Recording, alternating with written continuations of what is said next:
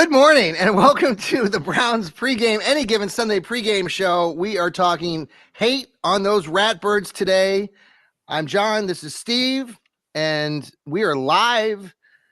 We are getting pumped as you are for this big showdown between these two teams in the AFC North.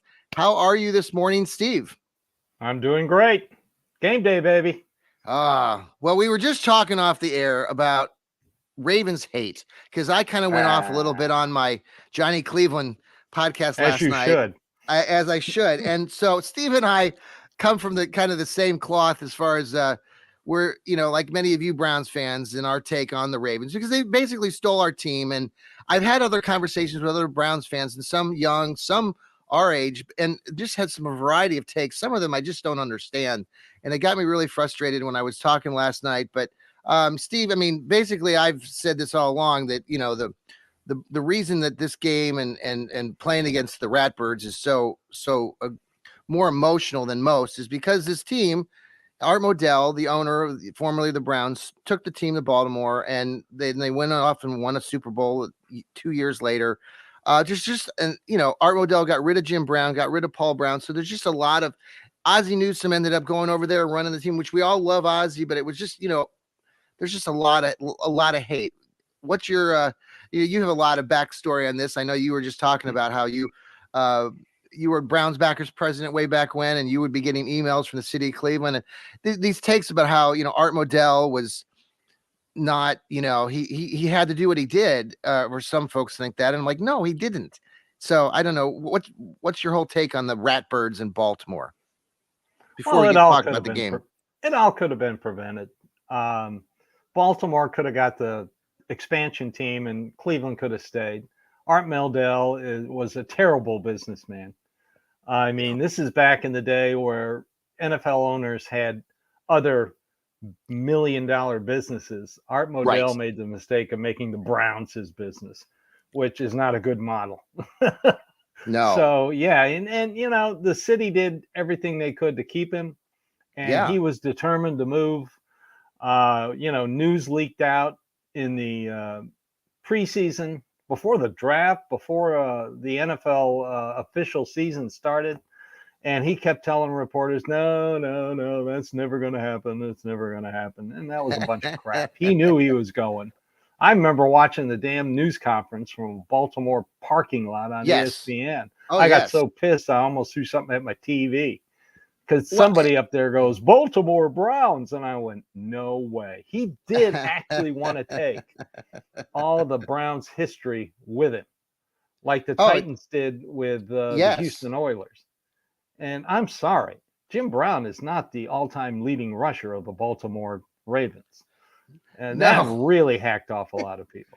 Oh, my God. And the reason that a lot of Browns backers clubs, I've mentioned this before, has the Brownie elf somewhere on their T-shirts is because Art Modell hated that elf. He was determined to get rid of it. I know, like we're talking about the elf, like all these things now, that we associate with the Browns.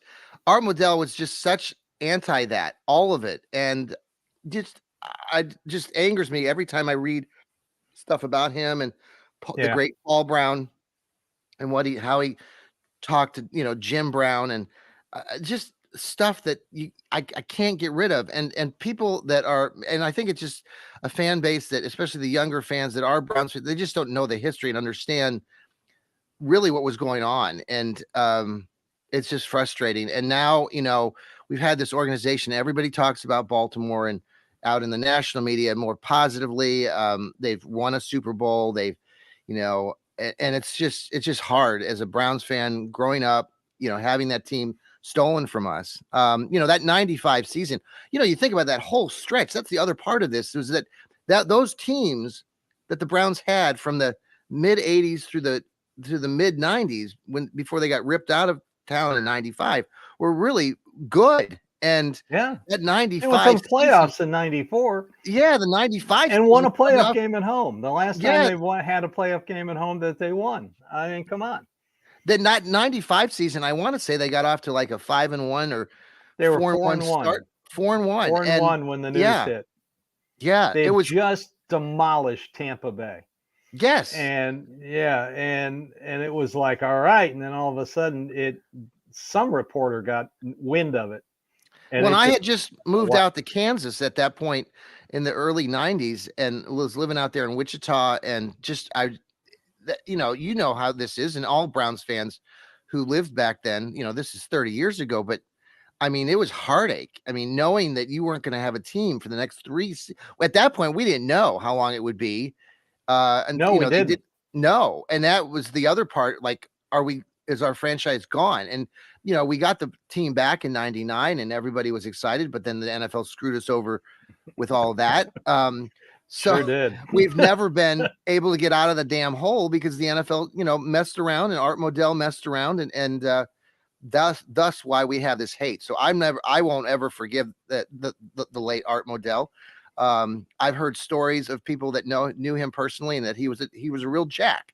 And a lot of folks just, he was just not a very nice guy. No, he wasn't. So no, he wasn't.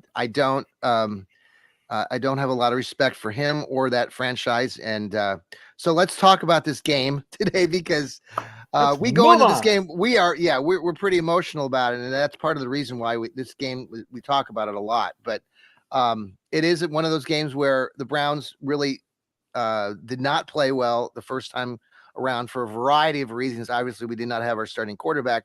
Today, we do have Deshaun Watson back. All eyes again will be on him. It was just a week ago that Deshaun, we weren't sure, he did decide to come back. Shoulder looked pretty good. He threw some really nice passes. What are your initial takes on Deshaun and this game? Well, I want to see better footwork. That's why his short and intermediate passes weren't connecting. I mean, when he had a chance to establish his feet, you saw the long passes he threw. He was, I think he only missed two, one to Goodwin and one to somebody else. And that one, the Goodwin, was just, it was just a little bit off. And he got a concussion on that. Oh, I know. That's terrible. I watched that on replay. Well, actually, it was catchable, but, when somebody bops you in the head, knocks you down, and you get a concussion, I can see that. But still, he's very good at throwing the ball deep. Always has been. The two games he's played, full games, I'm not going to count the Colts game. Yeah, he's like passing for 73%, 508 yards, quarterback rating of over 100, and 4 touchdowns, 0 interceptions. And that's the key. Today, the Browns have to get off to a fast start. Yep. They have to have no turnovers. They got to control the clock. And they've got to keep Lamar Jackson in check. The weird thing about the Ravens is they've never trailed in a game this year against a winning team. So I would like to see what would happen if the Browns get ahead of them early and see how they react. I like that take. Yeah, I talked about several of those points on my show last night, and I agree. I think, it was nice to see that the Browns did not turn the ball over last week. I think we talked the week before that, the Browns were already like a plus 17 or 18, and they 17. Did that back in 17 giveaways plus 7. Yeah. Oh, yeah. I mean, minus 7. Oh. Well, what I was getting to is that, back in 2020, they were only gave away 18 all season in that playoff season. So it's a and I think that the coaching staff has emphasized it a lot more. I talked positively again about a good old steady Eddie, Kevin Stefanski, last night. You really got to give the guy credit. And it's one of those things where this is the second time now that the team has started the year out at 5-3. The last time they went to the playoffs, and they were 5-2, lost the game, settled at 5-3, and then they ran off 4 straight games in that 2020 year when they beat the Texans, the Eagles, the Jacksonville, and the big win down against you guys, against Tennessee, against Hollywood Higgins caught a couple passes, and Baker Mayfield was taking pictures. In that explosive game. Remember how that game went? Man, the Browns got off to like a 20 or 24-0 lead or something like that. It was 21-3, and then it was 21-3, 28-3. Yeah, all week here in Nashville, all they said, well, you got to stop Nick Chubb. Got to stop Nick Chubb. You stop Nick Chubb, you win. And Stefanski was smart. He put the ball in his quarterback's hands, and before you knew it, it was 28-3. And what do you think about today? What do you think Kevin's what are you looking for him? What are your well, keys? he's gonna have to be creative if he's gonna run screenplays.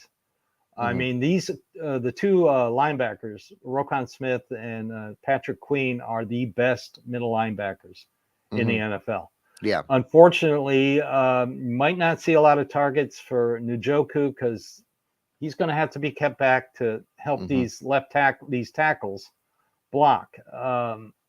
You got James Hudson on the right and Gary and Christian, who I did a little deep dive into him. 49 games, 16 starts, 8 at left tackle, and he was with the Washington Commanders when Bill Callahan was the offensive line coach. So now you know why the Browns signed him. That was a Bill Callahan move. So if Bill Callahan likes him, I like him. Yeah. But you go back to that first game, they were running the ball. I mean, it started with a 25-yard backside, like Joel says, a backside run, and it was called back for a penalty. And the defense on the Ravens' first 2 possessions held them to a 3-and-out.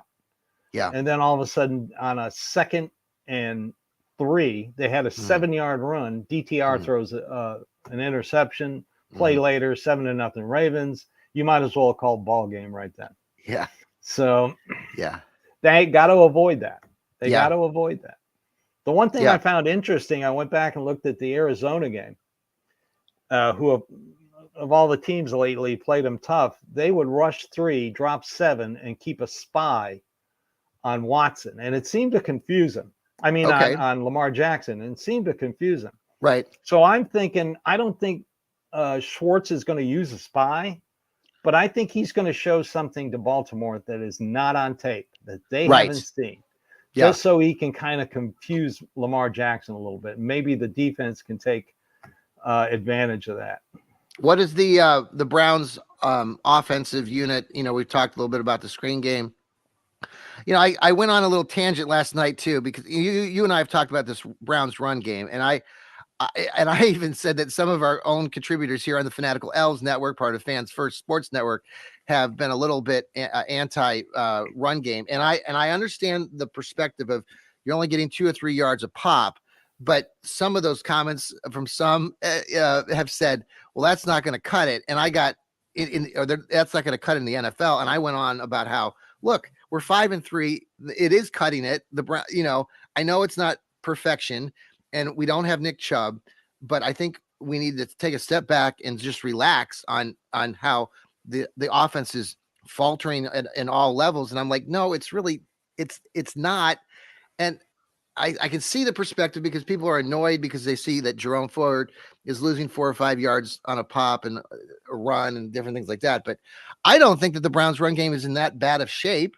I like this sort of committee. I think toying with, moving the pieces. I think Joel mentioned about how, or I think you have too, Steve, about, putting in Pierre Strong more in that 1st and 2nd down with Kareem, and then maybe throwing in Jerome Ford where he can come in on those 3rd down plays, and maybe, be there for screens or draws or something like that. I don't know. So where do you fall on all this today and what you're going to see today with the Ravens? Do you see the Browns, I mean, they've been averaging about 150 yards a game, right? 144 yards rushing the Browns have. And so I don't see, I mean, I know not every NFL team is doing that. And so I know. I just don't know where this take is coming from fellow Browns fans that are like, well, our run game sucks. And I'm like, it really doesn't. Like you got to take it with a grain of salt. I mean, everybody knows Nick Chubb isn't walking through that door, so they're going to take that instant take. But running back by committee can work and is working. I want to see Nick Harris in the backfield a lot today. I got a feeling Kevin Stefanski may go heavy a lot today. 2 tight ends, Nick Harris in the backfield. I'm interesting to see what kind of game What do you think about Amari Cooper today? I wrote a little piece on Amari last night. I call him Mr. Reliable, Mr. Cooper being Mr. Reliable.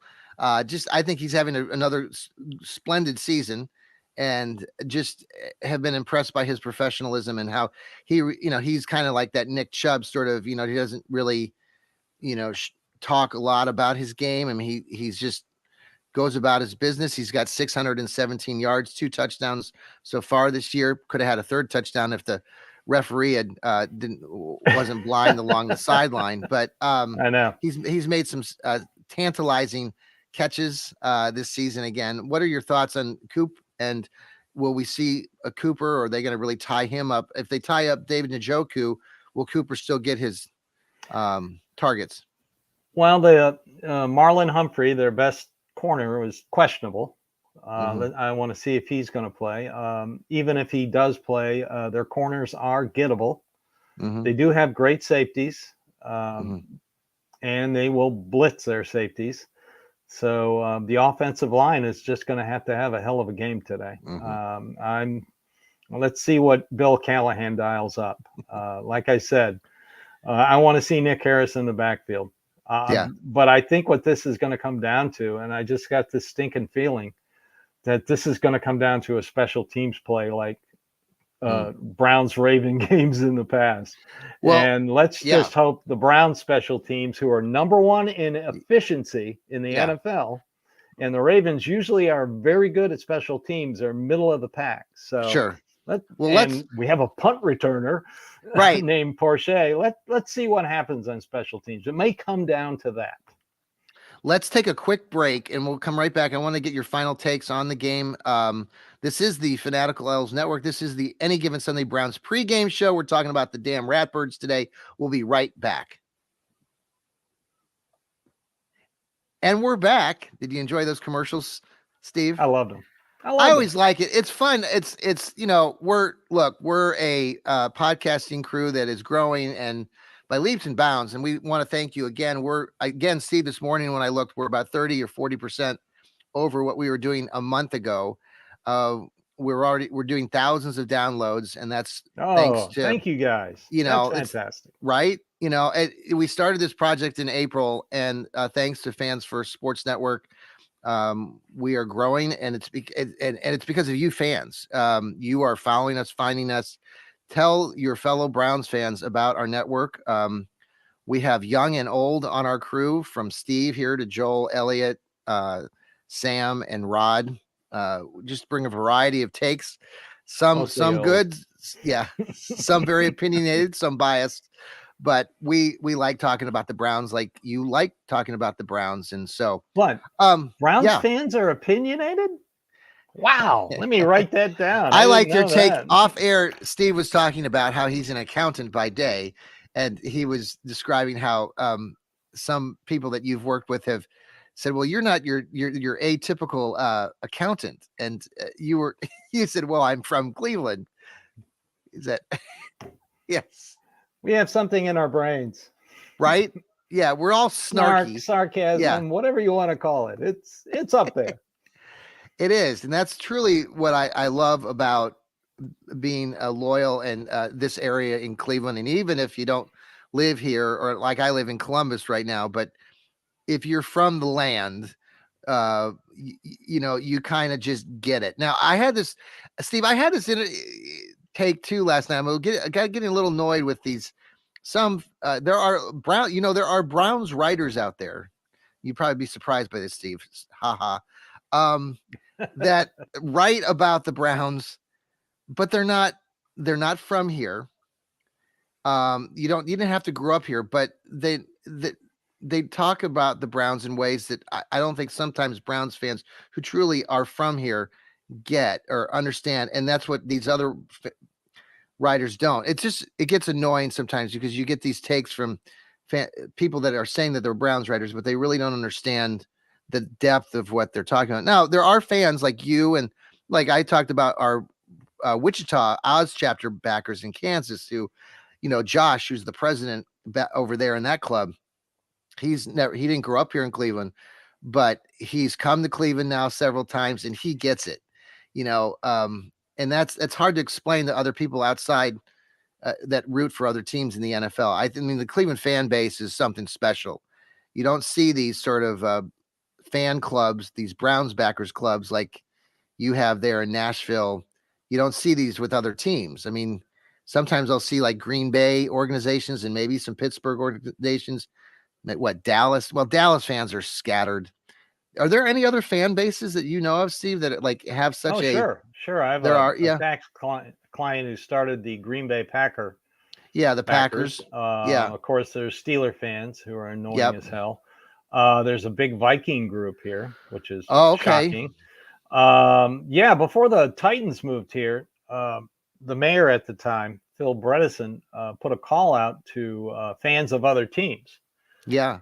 And we met down at his office, a bunch of different leaders of the different booster groups. Yeah. And he wanted to get our feedback. What kind, will opposing fans travel to Nashville? And I said, are you kidding me? Yeah. I mean, it's a day's drive for Browns fans. They will be here in force. And I went, you might not want that, but they will be here in force. And he laughed. And I said, of course, Pittsburgh will travel. I said, Raider fans will travel. Bears fans will travel. Everybody will want to come to Nashville. Maybe a lot of them will want to stay the weekend and take in the bars and the music scene. I go, yeah, you bring an NFL team here, you're gonna make some money on the weekends.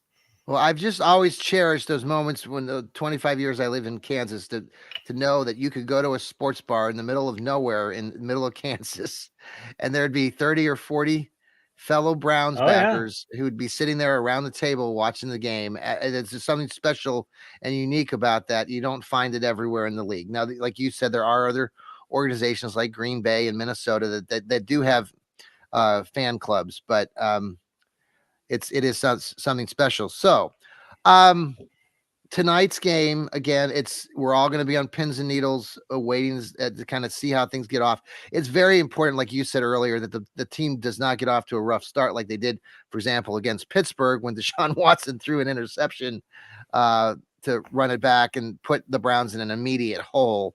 That can't happen. No.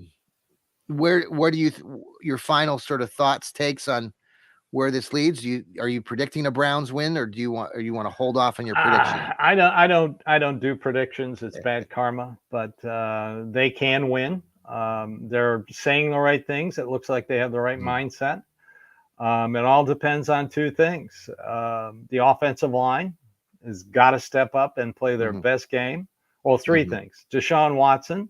Let's see if he continues what he did against the Cardinals. And on defense, let's see what Jim Shorts dials up. I just have a feeling he's going to show something he's never shown before this season. And it's predicting a pick Lamar 6. Jackson. Yeah, well, Lamar has averaged a fumble a game.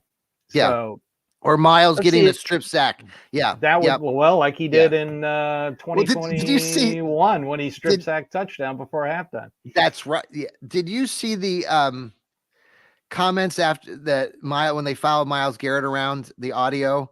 And I've seen it. How his fellow was Obi-Wan Kenobi said he tackled him by mistake or something. I thought that was funny. Yeah.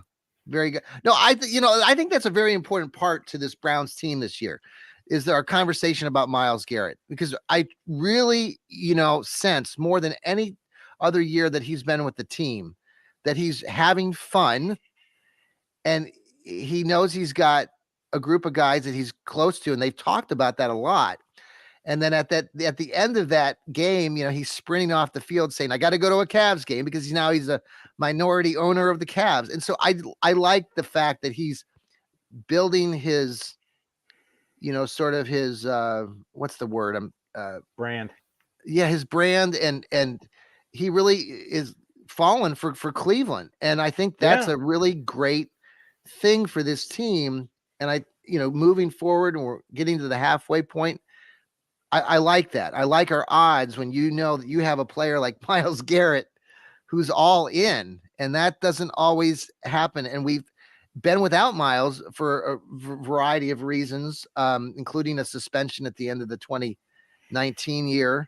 So What are your thoughts about Miles before we let you go today?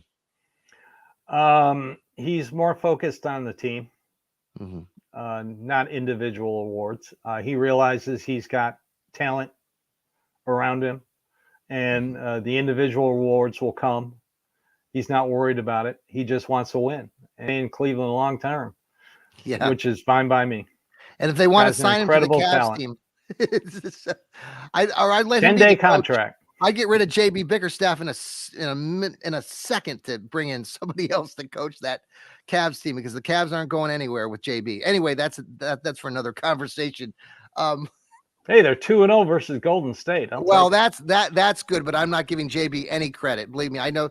I have some inside. Okay. All right. I have some inside information that I know that goes on with the Cavs, and I've been saying it for about 3 years now that JB is just a terrible coach. So I am going to predict that the Browns are going to win this game 27-26 in a nail biter, and I think it's going to be a winning kick by Dustin Hopkins, kind of reminiscent of Phil Dawson in those great games in the past. So Steve, thank you so much for being on the show today, and hopefully we're going to have some sort of post game, and it's going to be a victory post game. We'll be talking to you after all of our blood pressures have gone down. Make sure to follow us on Apple, Spotify, if you're listening to us. Also today, if you are on social media, especially on the X or Twitter, make sure to follow and repost our, what do we call it? The Browns follow train. We put that out there this morning. We've already added about 10 followers. So thank you so much.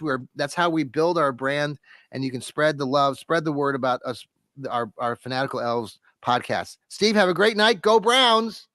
Go Browns. Here's that funky music. Boom, ba-dum, boom, boom.